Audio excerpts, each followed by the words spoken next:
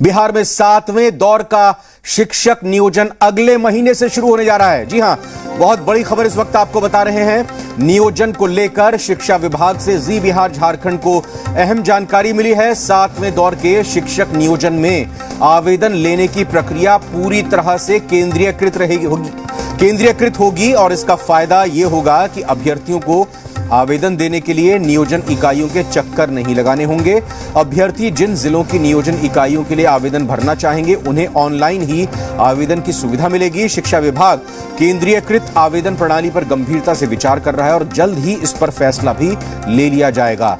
राहत भरी खबर, बड़ी खबर उन तमाम लोगों के लिए जो 7वें दौर के शिक्षक नियोजन का इंतजार बिहार में कर रहे हैं। तो खबर जी बिहार झारखंड सबसे पहले आपको यह दे रहा है कि अगले महीने इसकी शुरुआत होने जा रही है। नियोजन को लेकर शिक्षा विभाग से जी बिहार झारखंड को यह अहम जानकारी मिली है।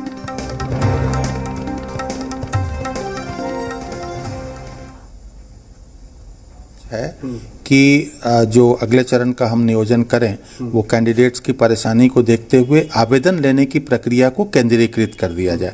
नियोजन फिर भी काउंसलिंग और नियोजन जो होगा वो नियोजन इकाई के स्तर पे ही होगा, लेकिन आवेदन लेने की प्रक्रिया और उनका जो विकल्प है उसके चयन की प्रक्रिया को सेंट्रलाइज कर दिया जाए।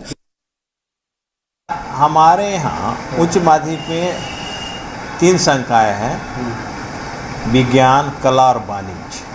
तीनों में बहुत सारे लड़के एडमिटेड है, जितना चाहिए उतना नामांकन है। 2 विषय की पढ़ाई तो रेगुलर होती है, लेकिन कॉमर्स में जो शिक्षक, एक भी शिक्षक नहीं है, न यहाँ कोई शिक्षक की प्रतिनियुक्ति हुई थी।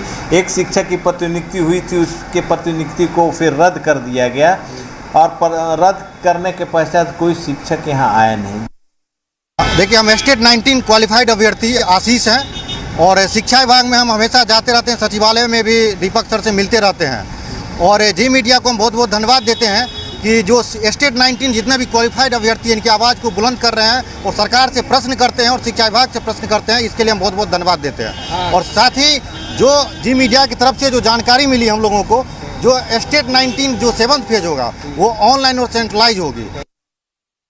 प्रीतम हमारे सहयोगी इस खबर को ब्रेक करने वाले संवाददाता हमारे साथ जुड़ चुके हैं।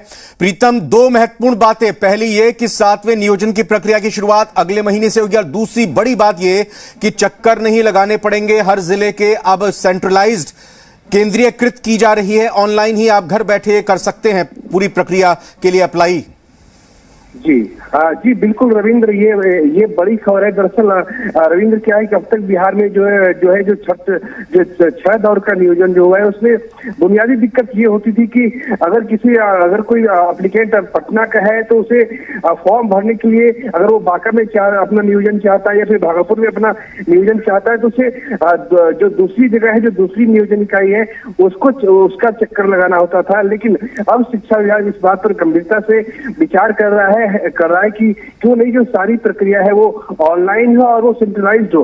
इसका सबसे बड़ा जो बुनियादी फायदा ये होगा कि जो अभ्यर्थी होंगे वो बैठे अपने मोबाइल पे या डेस्कटॉप पे ही बैठकर जो है वो सारी प्रक्रिया को देख सकते हैं और उन्हें जिस भी नियोजन इकाई के लिए फॉर्म भरना होगा वो अपने मोबाइल पे या कंप्यूटर पे बैठ के कर सकते हैं। इसके लिए उन्हें किसी दूसरे जो नियोजन इकाई है वहां पे उनका जो है उसे चक्कर लगाना नहीं पड़ेगा। लेकिन सबसे बड़ी बुनियादी बात यह है कि जो क्लास 9 से लेकर जो 12 तक की जो सीट खाली है उसका जो नियोजन है वो अगले महीने से आरंभ होने जा रहा है।